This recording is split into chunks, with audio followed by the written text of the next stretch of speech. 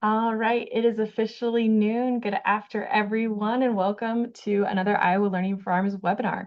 My name's Elena Whitaker. I'm the Water and Conservation Educator with Iowa Learning Farms. And today we're joined by Jenny Seifert with University of Wisconsin-Madison Division of Extension. She's going to be talking about replicable farmer outreach approaches to increase conservation practice adoption. So if you work in conservation, listen up.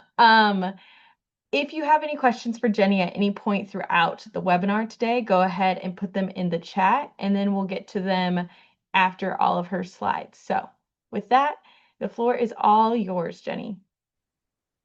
Awesome. Thanks, Alina.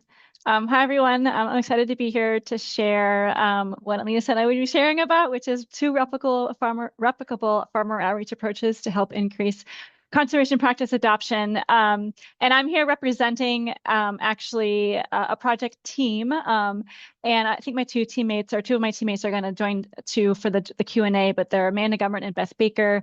This is a multi-state effort. So we are all, each of us are from a different land-grant university in the Mississippi River Basin. And that's sort of the geographic area that we focus this project in, but it's not, what we learn from it is not exclusive to that area. And I also just want to acknowledge that we were able to do this work because of funding from the Foundation for Food and Agriculture, Foundation for Food and Agriculture Research and Walton Family Foundation through their action program.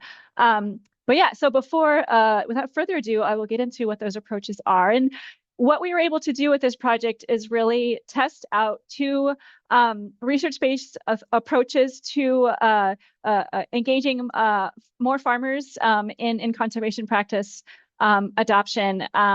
And when I say more farmers, it's sort of, we're really trying to reach farmers who are sort of beyond the choir of conservation. So if you work in conservation and you do farmer outreach, you know that there can often be a core group that comes to your events, and it can be a struggle sometimes to reach beyond that core group and bring in new faces. And so we were interested in trying a couple of approaches to help bring in new faces and bring in those folks who might not be the usual suspects. And really, the overarching question we were sort of answering through this work is how can we shift the norm in agriculture towards conservation? There's a lot of research on how we can shift norms, and so how are we applying that in the conservation agriculture context? Again, not just reaching beyond the choir, but also how do you cultivate communities that then reinforce those conservation norms? And then how do we empower farmers as peer leaders, knowing the influence that farmers have on each other in terms of making decisions on their operations? So that's some of the core questions behind what we were doing. And then perhaps many of you have seen this diagram before, but this really kind of drives our approach. This is depicting what's called the diffusion of innovation. Basically, it's a theory for how a new technology or behavior might diffuse through a population. And we can probably all agree that a lot of farmer outreach to date has really done a good job of reaching those innovators and to some extent the early adopters at the beginning of the curve.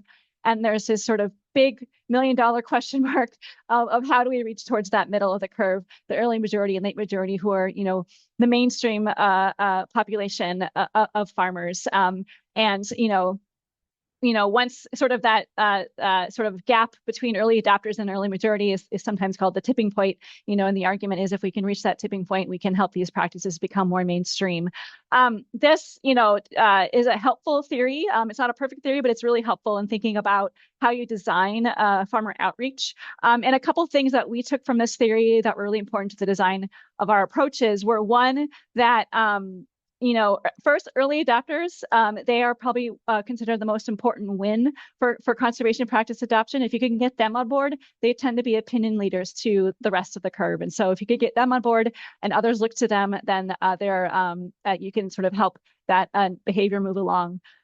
Also, the middle adopters, who are the sort of the early majority, late majority, that center of the curve, there's two things about them that are important. A, they're highly influenced by their peers and what they see others doing and by those norms. And so it's really important that they see that sort of social acceptability of new practices. And then B, they're also risk averse. They don't want to experiment. They don't want to fail. They want proof that the practice they're going to do is going to have the outcome that they want, and that they see others doing that. So with those sort of insights in mind is sort of how we really designed our approaches. So two things. One, the promise of peer learning. I already mentioned that farmers are highly influenced by their peers. In the research, sort of peer-to-peer communication is considered a gold standard for behavior change. And, we can all recall being teenagers and sort of how peer pressure really influenced us. That doesn't really change through our lifetime. We also know from research that farmers trust each other as information sources. We also know that farmer networks are a consistent determinant of conservation practice adoption. And we also know that social norms motivate farmers to adopt conservation practices. So this is, again, is the sort of theory and research behind that promise of peer learning, which is a big element of our approach, of both of our approaches, really. The other element of one of our approaches, at least, is virtual engagement, the promise of virtual engagement. We are all part of the COVID era, and we know there was a boom in virtual engagement. For better or worse, and there's still, I think, a need for more research, or not research, more evidence as to how virtual engagement does in terms of reaching farmers and achieving some outcomes that we want. And so we know that there has been some research, and actually Iowa Learning Farms was part of one, a study that we cite a lot, which is that looked at, they found really no difference. So they compared in-person versus virtual field days, and they found really no difference between the reach and the outcomes of either, meaning that both are important to a holistic farmer outreach plan. And also just from our experience as conservation professionals who do farmer outreach, we know that, or we see that virtual events can expand geographic participation. It can increase farmer participation in terms of especially making it more convenient for farmers to participate. It can also foster the development of new social networks and information. Sort of one of the stories that we like to tell a lot is of a farmer that we're familiar with through this work, who's based in Illinois, and he often talks about how he lacks neighbors who are doing these practices, and he needs access to a network that helps him think about these practices. And so there are farmers like him who might be isolated, and then there are also farmers who might be less willing to talk to their neighbors. Perhaps there's some competitiveness with neighbors, and they don't want to share ideas. And so we think a virtual approach can sort of help overcome some of these barriers to farmer engagement. All right, so without further ado, I'm going to dive into the actual approaches. And I'm going to sort of just describe these approaches. And I also want to note at the end, or I will share links at the end, but we developed playbooks for both of these approaches for other conservation professionals to use. So we are sort of presenting these as, approaches that we developed and tested and have some results that we think are promising and that they're replicable and others can use them. We have no copyright on them. We're open to others using these approaches if they make sense for your outreach programming.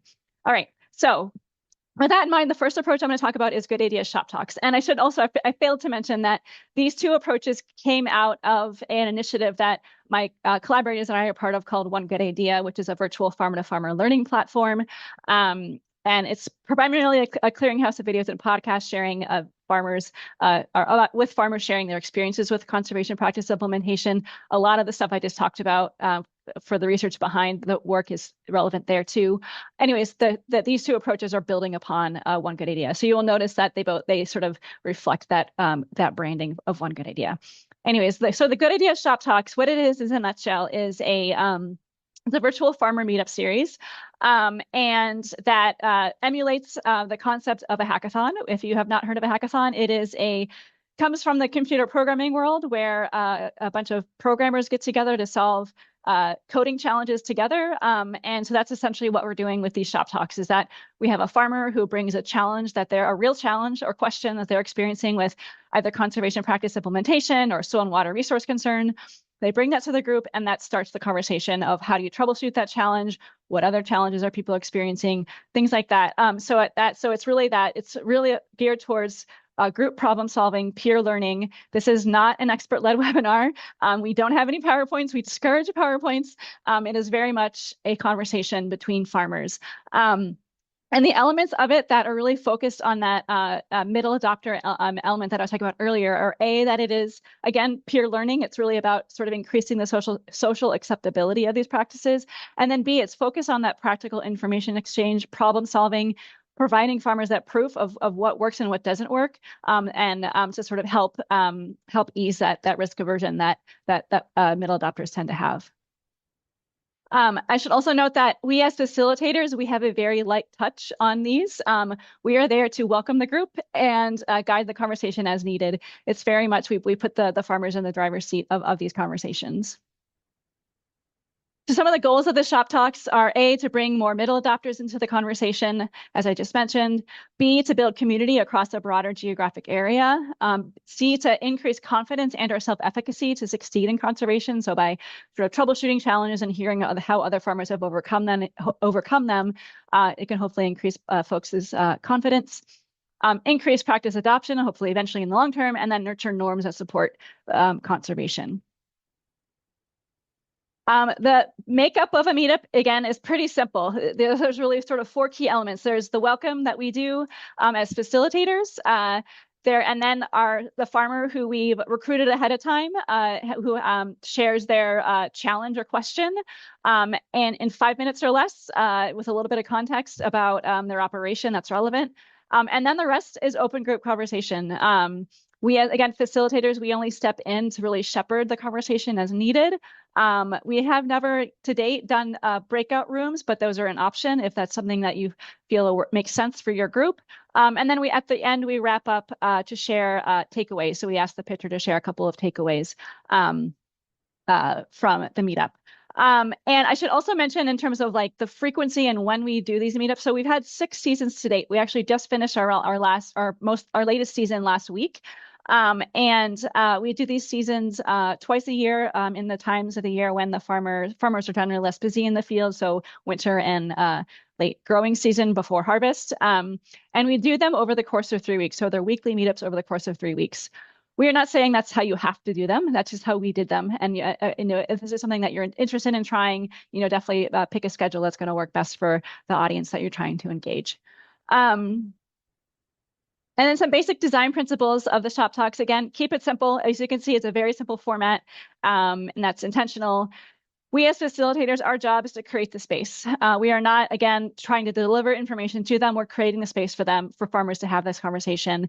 And we're letting the farmers lead that conversation. The farmers are choosing the topics that they're talking about, and they're really taking ownership over that conversation. Finally, we really try hard to preserve what we've been calling a farmer's first space. And what we mean by that is this might feel familiar to many of us where we're, planning or we're organizing events for farmers, and many non-farmers also attend. And there's obviously really good intentions behind that of people wanting to learn what farmers are talking about and what's going on with farmers. However, sometimes we feel that can sort of detract from the sort of tone that we're trying to set, and sort of maybe it might discourage some farmers from either participating fully or whatever. And so we try hard to preserve that farmers first space where it's mostly farmers. We do have a number of non-farmers who will register for the shop talks, and we do just sort of gently say like, hey, this is really for farmers. Thanks for your interest. Maybe bring a farmer with you if you're going to come. So that's sort of how we sort of approach this idea of sort of preserving that farmers first space. So I'm going to share some of the results really quickly with you. So we've done 6 seasons of the shop talks. We've evaluated all of them, but we have formally evaluated the first 4 seasons.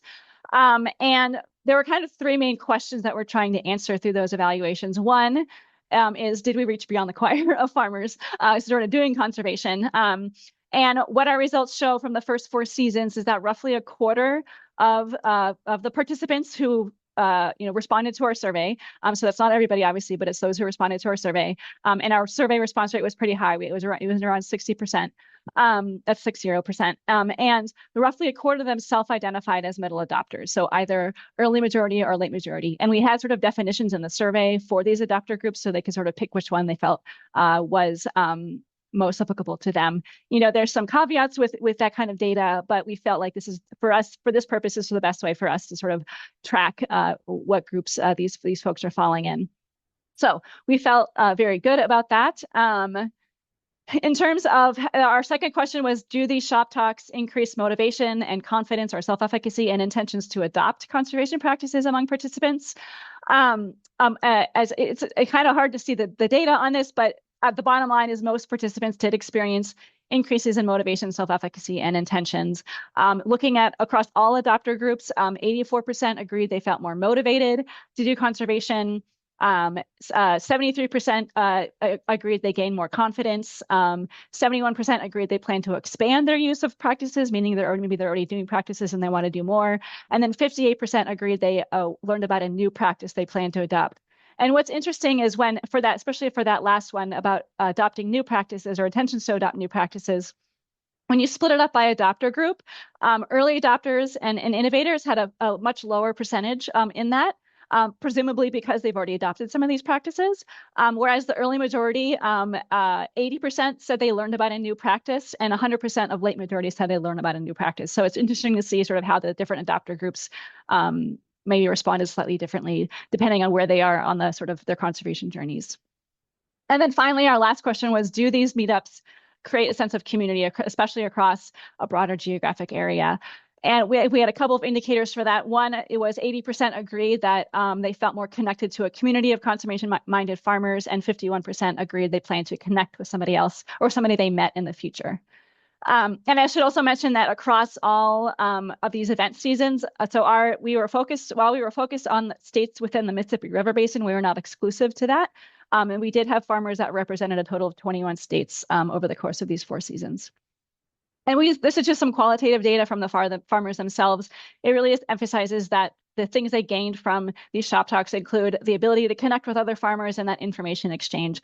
I'm not going to read all of these. I will read the green one because it's my favorite one, but it's getting ideas from farmers from the Mississippi River watershed was valuable. The other great thing was building relationships with other farmers. That's priceless. So we felt that at least those who responded to our survey felt like they were getting something from the shop talks. All right.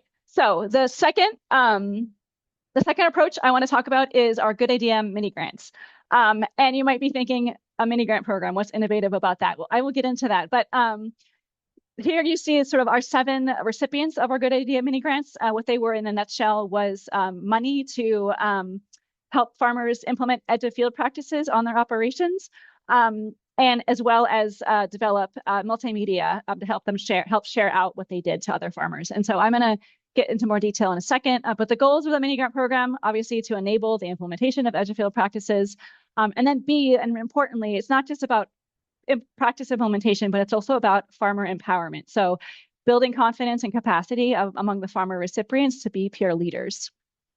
And this gets back to, so our mini grant program was not necessarily targeting middle adopters. It was more targeting early adopters as those potential opinion leaders or peer leaders to middle adopters, and helping to build their confidence as that. The makeup of the mini grant program, we required that the grantees be teams of farmers and farm advisors, and this is partly because we understand that these relationships between farmers and conservation professionals and our farm advisors are critical to practice adoption for many reasons. There is research also showing that those relationships are really a consistent indicator of practice adoption, and so we were very intentional about making sure that that the grantees were the teams of farmers and farm advisors. They have different skill sets that they can sort of divide and conquer to get these projects done. It required the implementation of a practice, obviously, and that practice was, it varied by operation depending on what their goals were. They had to produce a video or a podcast for other farmers to learn from what they did. And they also had to participate in peer leadership training. And I'm going to get into more about that leadership training later. Some basic design principles of the mini grant program. Again, relationships are essential. Those relationships between the farmers and the farm advisors are so important, and we need to sort of encourage them as best we can. Flexibility enables innovation. Something we heard from our grantees that they appreciated was that the grant program was very flexible. In some cases, the projects that they were able to do were not eligible for sort of more traditional funding schemes. And so they otherwise wouldn't have been able to do them. In some cases, they stacked the mini grant onto more traditional funding schemes. And so that the ability for them to sort of do what made sense for their operation was really highly valued. Another basic design principle is with programs like this, don't stop at practice implementation. Again, it's also about empowering farmers. They can be leaders in their communities. They can be influential among their peers. What can you do to sort of help influence or help them feel empowered in that role? And also that farmer-to-farmer communication expands the impacts of the practices. So the videos and the podcasts that all of the teams produced, they serve to really help extend what they learned and what they did to other farmers sort of beyond their farm gate. And then back to the peer learning training that I mentioned, we did do it was a virtual training with our grantees, where we basically work to build their confidence in certain skills in communication, certain relationship building skills, sort of understanding their role as farmers in watershed management. And we felt, again, this was critical to sort of helping them feel more empowered as peer leaders. And what I want to say is, like, if this is something you're interested in replicating, there is curricula you can use. You don't have to create your own training unless you want to. But we use the training you see on the right here, which is the skills for building farmer networks for conservation.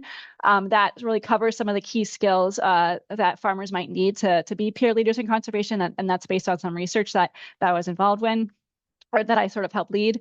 And then the other one is called Tap Your Potential, a training to grow farmer leadership in watershed management. And that focuses more on farmers' important roles in watershed management. So there are QR codes to those trainings there if you are interested. And even if you don't want to do a mini grant program, you can still use these trainings and to engage the farmers that you work with.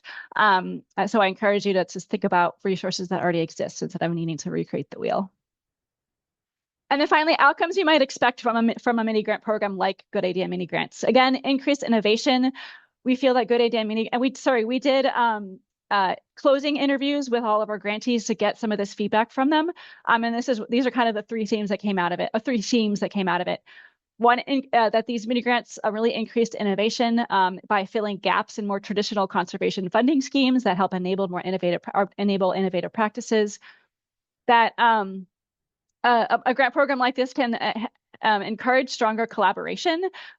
So those relationships between the farmers and the farm advisors were critical to not only helping the teams get the grants, but also helping them accomplish their projects. We heard a lot about how the farmers and farm advisors really divided and conquered, whereas the farm advisors often were taking care of the paperwork part, and the farmers were able to focus on the practice implementation. So they were able to sort of use their unique skills.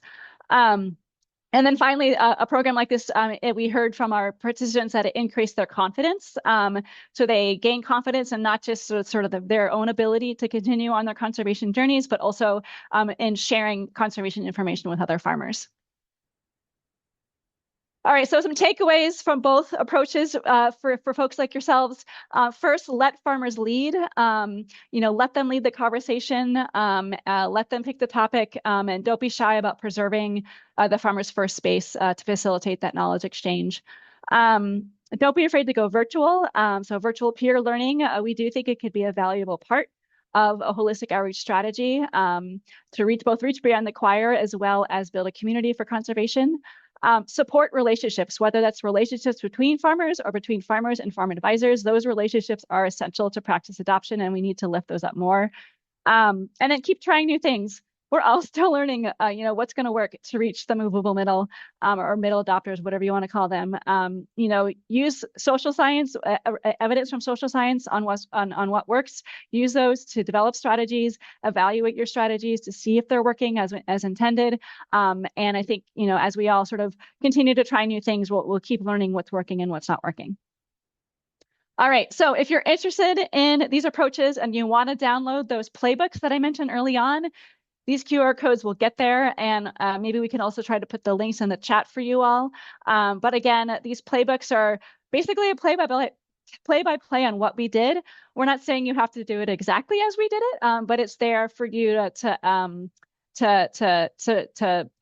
use as is, to put your own flair on it, whatever it might be. But we hope that they're useful resources for you all. And with that, that's all I got. Thank you.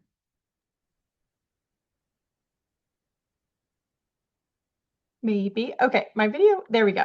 Perfect. My video is being funky to connect. So we have a bunch of questions. I just want to read through a couple quick slides before we start getting to our questions. So Jenny, if you want to advance to the next slide, yep. Please. I'm also working on getting those in the chat. So everyone just bear with me a little bit. So my screen is not advancing. Okay, go ahead. Perfect. Okay, so some of our key partners for making the Iowa Learning Farms webinars happen are the Iowa Department of Ag and Land Stewardship, the Iowa DNR, the Iowa Nutrient Research Center, and the Leopold Center for Sustainable Agriculture. So those are some of our key partners. If you're watching today and would like to earn a CCA CEU just email me, alenaw at iastate.edu by 5 o'clock today. Include your name, the name you entered to watch the webinar if it's different than your email, and then your CCA number. So if you'd like to get CCA credit today, go ahead and email elenaw at iastate.edu. If you're watching this webinar, it's your first time watching an ILF webinar for 2026, go ahead and you can choose to fill out our voluntary demographic survey if you'd like. Should take 2 to 3 minutes max, probably even less. So you can scan the QR code or go to iowalearningfarms.org/survey. So to advertise our next week's webinar on Wednesday, September 2nd, we have Beyond Nutrient Removal, Greenhouse Gas Dynamics in Iowa's Restored Wetlands. So we're being joined by Jonathan Norton. He is a PhD student here at Iowa State. So that should be a really interesting webinar. And then I've got one more slide here to talk about, and that is all of our webinars have been recorded, so you can find this one as soon as this afternoon on our website at iowalearningfarms.org/webinars, or we've also got them on a YouTube channel, specifically one just for our webinars. So you can see that link there. There you can find the webinar sorted by year, also by topic. So otherwise, we've got a bunch of questions so far, and I'd like to go ahead and invite your collaborators, Amanda Gumbert with University of Kentucky and Beth Baker with Mississippi State. That's correct. Yep. To go ahead and join. And so we can start. Any of you can answer any of the questions that we've got here. Some of the questions, how do you get farmers to share their challenges in the shop talks? How do you recruit them to be the main person bringing a challenge? Yeah, and I would say that recruiting farmers to share challenges is probably the most challenging aspect of organizing these. We will admit that. But yeah, we do recruit a farmer ahead of time who has a real challenge that they're working with or grappling with on their operations when it comes to conservation and or soil and water resource concerns. How we've done that is really through our networks. The Beth and Amanda and I, the value of us working, there's many values for us working at a sort of multi-state scale, but we have different networks. And so we can tap our networks for that. And it's become easier for us to recruit those farmer pitchers. We call them pitchers, is our sort of terminology for them. It's become easier for us to recruit them over time because we've built a following for the shop talk. So if you're just starting these, it might be even more, unless you have like a pool of farmers already you can sort of tap for these conversation topics. It might be challenging in the beginning to find them, but once you sort of build that following over time, it becomes easier and easier as farmers understand what the format is. You get more people coming. So it's really networking as best you can. If you have collaborators who work with farmers, ask them. It's really being determined and shameless, I guess, in terms of your own networking. I don't know, Amanda and Beth, if you want to add to that. I'll just add that we also offer it over the lunch hour, and we kind of straddle the Central Eastern time zone lunch hour. And so I did see a couple of comments about people having trouble getting producers to attend those virtual events. The nice thing about ours, I think, that feels welcoming is that we really appreciate it when a farmer is actually like doing a farm task while they're listening and engaging in the conversation. And so we frequently have somebody, on a tractor, moving cattle, somewhere out, outside and really engaged in some sort of activity. And that's, hopefully the lunch hour makes it a little more attractive. We kind of landed on that. We do use, as Jenny mentioned, a farmer advisory committee who kind of help us think about these things and think about the logistics. I will say the one thing that we've thought about with recruitment that we haven't used and we haven't figured out a good way so people have a good platform is some sort of texting service where we could enter, participants if they allow us to have their mobile numbers where we could text a reminder because we do have at least one farmer that we try to remember to text him because he gets busy and he wants to join and he forgets. And so sometimes we just nudge him and go, hey, this is a conversation we think you'd be great to participate in. Can you jump on the call and send the link? So I don't know. Some of it is a little bit hand holding, but I'll just add that I really think the broad geographic focus makes it more enticing for farmers to get on. And really, in the last few calls, there'd be somebody from Maryland and someone from Wisconsin and someone from Illinois. And so that opportunity for farmers to network beyond their local county office, local state extension service, and really connect with farmers that are interested in similar things, but in really different places. I think that's actually a value add for folks to join virtually because they couldn't do that at a local meeting. So another question is there one primary topic for the shop talks per session? Do you try to focus on a specific thing or is it very broad? Yeah, we try to focus it on the main pitch. And so again, the farmers will come up with the pitches as is what's relevant to the challenge that they're experiencing.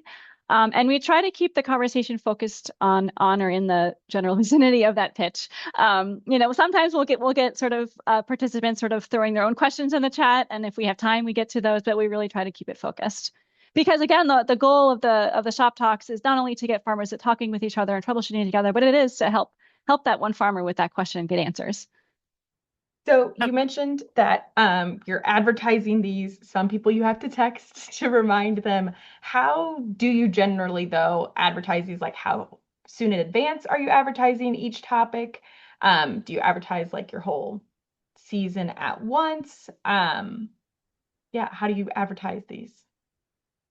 It has evolved. So again, our initial intention has always been to have our pitcher lineup figured out ahead of time. But that's happened in the past couple of seasons, but I think in the early seasons we had a little bit more meetup by meetup kind of thing. Maybe not that close to it, but so we typically the way we advertise it, I mean, we have a mailing list through One Good Idea, and so that's our most immediate direct audience that we advertise to. We have social media as well. We advertise it to. We have a bunch of sort of collaborators that we advertise it to. The past 2 seasons, we have partnered with Farmers for Soil Health to co-organize the seasons, and so we've advertised through our different networks. In terms of how far in advance, I think we announce the season dates at least a couple months in advance. If we have pitchers by then, we'll start announcing who those pitchers are.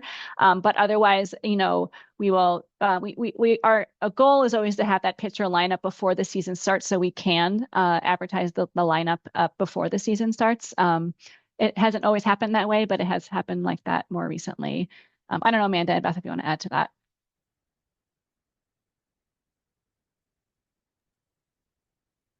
go ahead, Beth.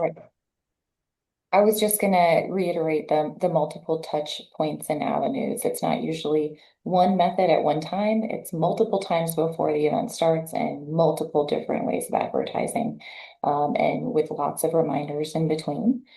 And I think that kind of stacking of the reminders is what keeps people showing up. Yeah. Yeah. Yeah, including like I don't know if you said this already, Jenny, but an hour before it starts, there's another push for the link to the Zoom.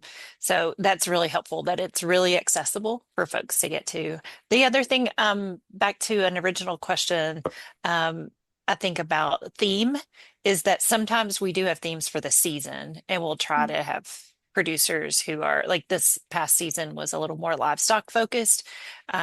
But I think really the more specific that we can be on the topic, so producers can self-select if it's, something they want to learn about. I think it's really helpful as well. Um, Here's a really interesting question. So for the shop talk sessions, it's farmer first, but do you have any instances where a farmer suggested an answer or a solution that is scientifically inaccurate, or otherwise is not normally recommended? If so, how do you handle that while maintaining a farmer first space?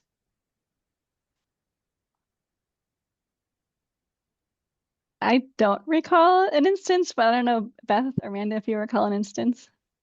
Yeah, I think one of the things that we've got to kind of sit through as facilitators on those calls is that all of the farmers are digging into these topics based on context. So when a pitch comes, and so for example, last week we ended a season and the pitch was all about using solar panels or solar systems. What was it? The telemetry systems for grazing. But the conversation dug into, do you own or rent your land? What does the capital look like for this operation? How large is your operation? It really gets into the weeds on the context of each specific farmer's question and conservation practice. So that really lends itself to, like, there's no one right answer. There certainly can be instances where other recommendations might work, but in the context of a person's operation, we have to really like sit there and dig in onto the topic with the rest of the farmers. So it does take it out of a specific recommendation context. And I think that's part of the richness of the conversations too. Um, in all of your surveying and things like that, after the shop talks have happened, did you identify what kind of practices that the farmers are already implementing or that they intend to implement? We did not ask that, in part because what so many different practices are kind of talked about over the course of the season. It would be very hard, I think, to try to track that. And for us, I guess, and I don't know, hopefully Beth and Amanda agreed on this, but for us, we're agnostic about what practices the producers end up choosing to implement as a result, if they choose to do so. It's more about helping them get sort of the practical information they need, the connection they need, and the confidence they need that's gonna lead to that adoption of whatever makes sense for their operation. So so we're not tracking specific practices, more that intention to adopt something that's gonna work for them. Yeah, I'll reiterate that. And also that the conversation, it doesn't really matter what size operation it is or how much experience someone has in their production or in conservation. It really is sort of about encouraging each other and encouraging that problem solving aspect. So it's really fascinating to have seen over the seasons that we have producers here in Kentucky we've got a whole lot, we have a lot of diversity in types of producer, and one of our smaller producers joined and made the comment that she was afraid that this was really for just large scale grain producers. That's not what Kentucky ag looks like, except in the western part of the state. The eastern part looks totally different. But she was able to pick up some tips and tricks, and also just really, I don't know, commiserate to some degree when they're struggling with these rented land issues specifically. That comes up repeatedly. That how do you put conservation on rented land when your landlords might not want it, or how do you do that?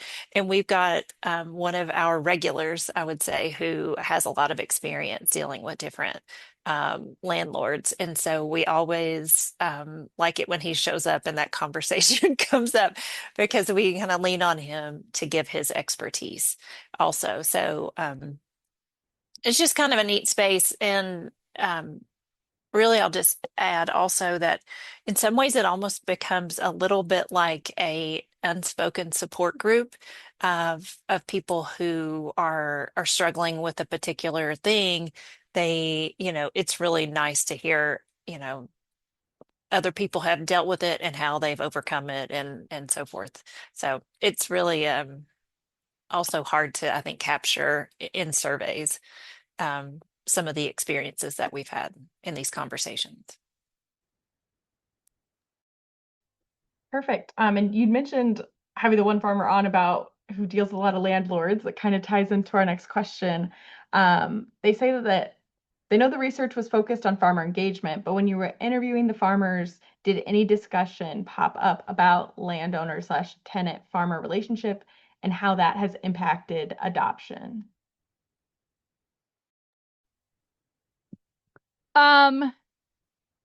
No, I mean the research that we were talking about was really evaluating our approaches, and so wanting to understand what impacts they had on the participants. And so no, we didn't get into that in a formal way in our evaluations.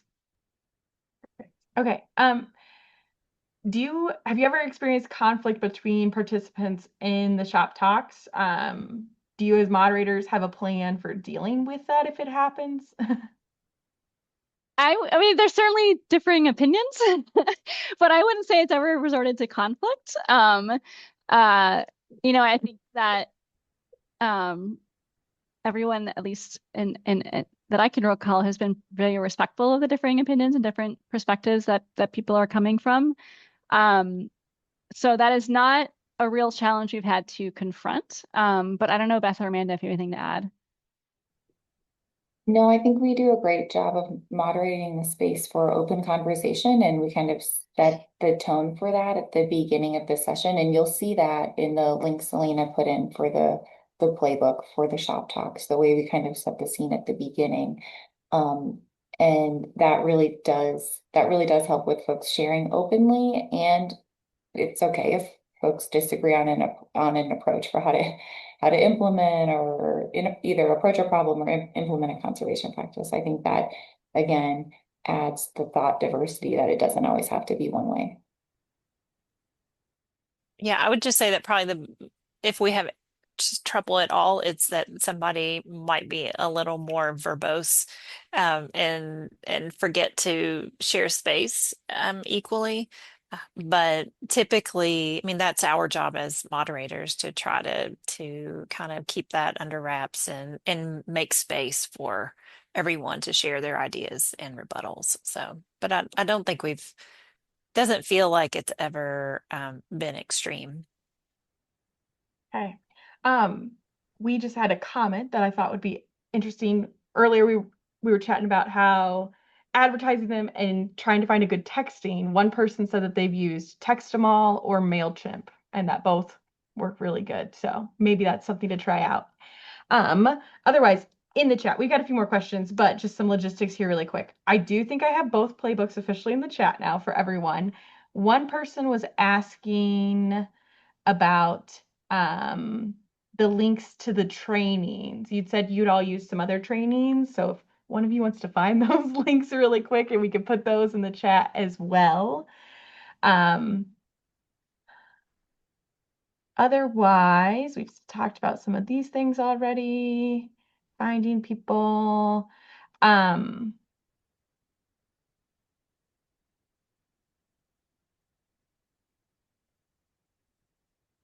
One person says that they're curious if you think this model would work for other farmer-focused educational opportunities, such as talking about conservation options and funding opportunities, or if you think it mainly works because it's farmer-to-farmer conversations, bringing up various challenges that they're facing.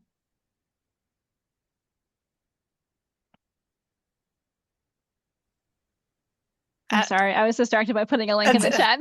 I'll take a stab at that. I think it works because we're in the nuts and bolts. Like these folks are talking about like these minor tweaks to equipment or specific seed in their cover crop mix or when they're, what planting window they have based on their season. So I don't know, early on, and I think Olivia asked this down in the questions. Like early on, we had this other approach where we were doing, I think it was sort of a predecessor of the shop talks, but we've kind of evolved. But we early on we did where we would have like a technical expert and a farmer on a panel, and then they would talk, and then we had time for conversation. And so on one of those, we did talk about conservation finance, and so that was a topic that was covered. And so we probably did need somebody who was really technically um, well versed in those finance opportunities and options for outside of like federal and state level cost share programs. But this is really mainly focused on like the implementation, the on the ground, in the soil, that level of, and they will talk about, oh, this is challenging, and we'll get into like some conversation about more philosophical policy level conversations. But I do think it mainly works because farmers like to chit chat about, their trade secret, how they're doing it. And I think this is my I don't know, supported, no real physical data behind this. I think they're willing to talk to each other in this platform because they don't really know each other outside this platform. They're not neighbors, they're not competitors for ground or for anything locally in markets, and they're a little more open because it's a safe space because like nobody really knows them, and they live 3 states away. I would add to that and say a lot of our conversations end up having some conservation funding sprinkled in if there's a farmer who was able to get assistance with another thing. But it is really difficult with this large geographic region to talk about conservation finance in a blanket format because all the production systems and county level funding and eligibility and who's a renter versus a landowner, it doesn't make it very uniform for everyone to be eligible for the same funding. Perfect. All right. Well, I think I've got most of the questions. I definitely combined some because we had a lot of similar questions and things like that. So thank you everyone for tuning in today. I hope you all get to check out the Good Ideas Shop Talks or mini grants or things like that. Again, I think we have all the links in the chat. Otherwise, you can reach out to me or I'm sure to Jenny as well. We can get you hooked up with the different playbooks and the trainings and stuff like that. Again, if you would like a CCA CEU, email me, alenaw@iastate.edu by 5 o'clock today.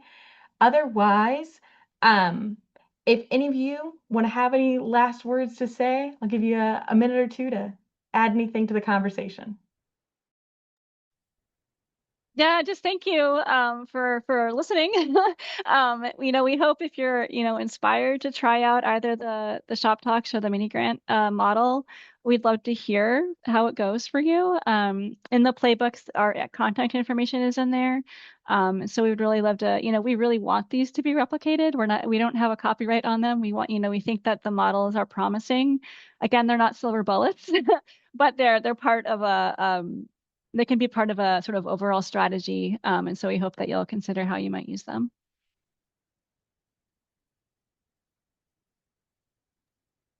All right, perfect. Well, thank you all so much. So we'll see you next week.